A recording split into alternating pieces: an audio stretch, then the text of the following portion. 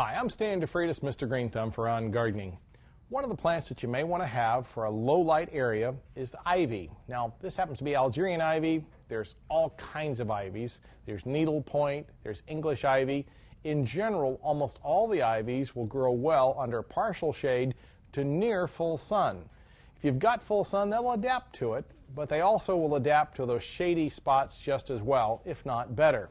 Make sure you've got a good peaty type soil. They like a lot of organic matter. So you're going to have it slightly acidic. Make sure it gets a good deal of moisture. That means you're going to water them on a pretty faithful basis, probably every couple of days. Once they're established, though, and you've got them covering a structure, you don't have to water as much.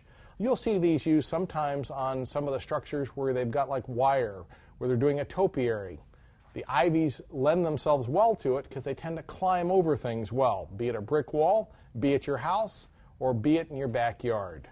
Ivies are a good choice. For On Gardening, I'm Stan DeFreitas, Mr. Green Thumb.